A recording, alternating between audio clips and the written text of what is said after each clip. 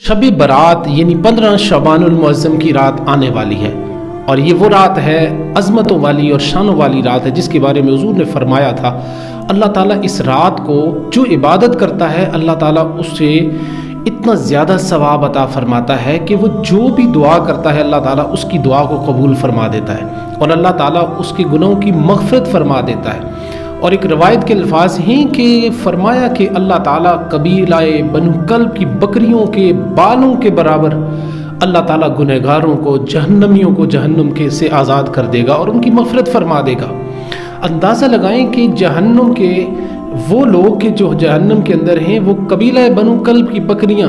ایک ہماری جو بوئیں ہیں یا پلکیں ان کے بال ہم شمار نہیں کر سکتے۔ اللہ کے رسول ایک بکری کی بات نہیں کر رہے بلکہ پورا وہ قبیلہ جن کا کام ہی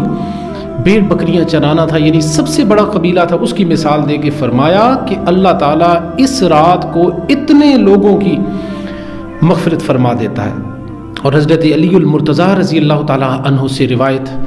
آپ فرماتے ہیں کہ اللہ کے رسول صلی اللہ علیہ وسلم نے فرمایا کہ جب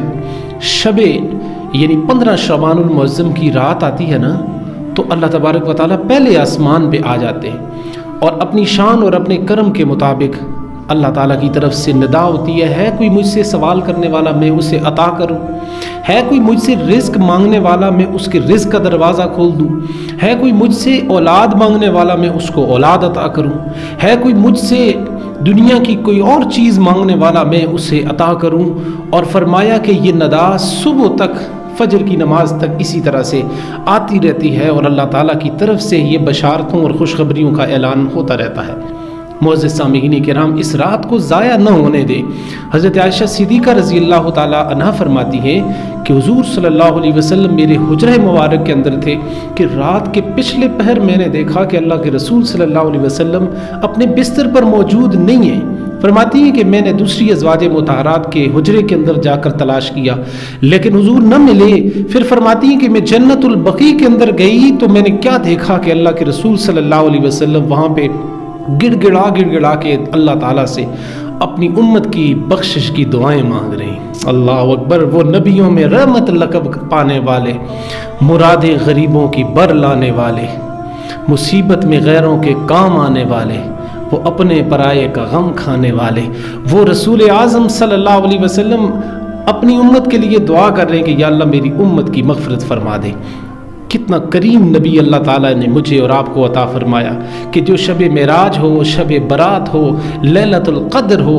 جو بھی رات ہو وہ اپنی امت کے لیے دعائیں کر رہے ہیں۔ اتنے پیارے نبی اللہ تعالیٰ نے مجھے اور آپ کو عطا فرمائے ہیں۔ تو شب برات کے معمولات کے اندر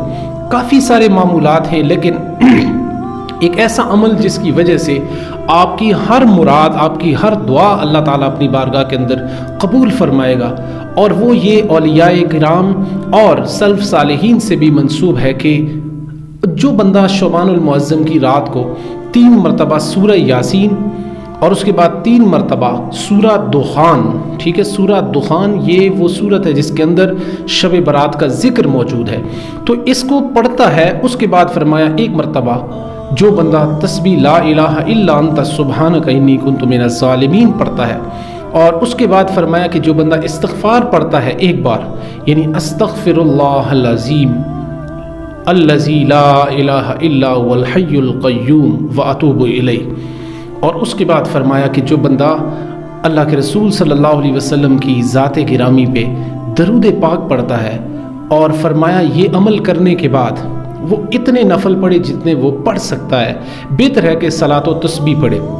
اور اس کے بعد اللہ تعالیٰ کی بارگاہ میں رو رو کے گڑ گڑا کے اس طرح سے دعا مانگے جس طرح اپنے بچہ اپنی ماں سے کوئی چیز مانگنے کے لیے وہ اس سے لڑتا بھی ہے، جھگڑتا بھی ہے، روتا بھی ہے، دھوتا بھی ہے، سب کچھ کرتا ہے، ایسے ہی وہ 70 ماؤں سے بھی زیادہ پیار کرنے والے اللہ کے سامنے رونا شروع کر دے، اور پھر وہ جو بھی دعا کرے گا اللہ تبارک و تعالیٰ اس کی دعا کو رد نہیں فرمائے گا۔ تو یہ عمل بھی کریں اور پھر ساتھ میں اللہ تعالیٰ سے یہ دعا بھی کریں کہ الہ العالمین ہمارا نام اب بدبختوں میں اگر موجود ہے تو خوش بختوں میں لکھ دے، اگر مولا کریم ہمارا نام محروموں میں ہے تو سعادت مندوں میں ہمارا نام لکھ دے، اور اگر ہماری موت لکھی ہوئی ہے تو الہ العالمین عزت والی موت دے، الہ العالمین کسی کی محتاجگی والی موت نہ دینا، مولا کریم جب تک زندہ رکھنا ہمیں عزت احترام کی زندگی سے الہ العالمین ہمیں زندہ رکھنا، موت دینا تو پھر ہماری زبانوں پہ کلمہ طیبہ لا الہ الا اللہ محمد الرسول اللہ جاری و ساری فرمانا۔ دوستو اس رات کو ضائع نہیں کرنا، اپنی عبادات کے اندر، اپنے ذکر و اذکار کے اندر، مجھ بندہ غریب کے لیے بھی آپ نے دعا کرنی ہے۔ اللہ تعالی ہم سب کا حامی و ناصر ہو۔ السلام علیکم ورحمۃ اللہ وبرکاتہ۔